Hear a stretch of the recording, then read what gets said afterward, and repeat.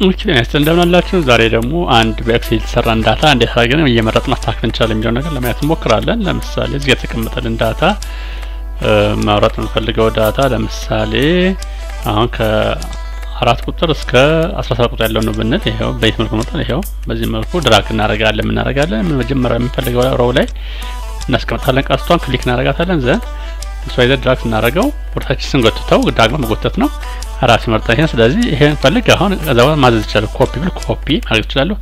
አይ ቀለም መቀየር ፈልግ ይሄን ቀለም ይሄው ሌላው አልቀየረውም ይመርጡን ብቻ ላይ ፈለኩት ነገር ይችላል። ፎንት መቀየር ብቻ ይሄው ፎንት በፈለኩት ይሄ ተመረጠው ብቻ ላይ አፌክት እንዲያደርግልኝ ያለው መቀየር ይችላል ማለት ነው። በዚህ መልኩ ሌላ ሁለተኛው አማራጭ መረጥ እንችላለን። ለምሳሌ መርጠው 25 ላይ ያለው አንዱ ይሄ ነው። ቀጥሎ መርጠው 30 ያለው ቢሆን ኮንትሮልን ካስኩ በኋላ ደግሜ ጫነዋለሁ 28 መርጬ ይሄው ከፈለክ እዚህ ደግሞ 16 ከተቀመጠ መርጥ ከዚህ ደግሞ 11 ቁጥር ላይ ያለው መርጥ ያው ኮንትሮል እንጂ ያልኩኝ ድራግ ማድረግ ይችላል። እዚህ ያለው እጂ ሌላ በዚህ ቀለም ቀይርልኝ ብለው ይታያቸው እንዴት እንደቀየሩ በዚህ መልኩ መስራት እንችላለን። ስለዚህ አንድን ኤክሴል በፈለክ ኮለምንም ላይ ከላይ ወርታች መርጥ እንፈልግ በዛ ሴም ፋሽን ነው።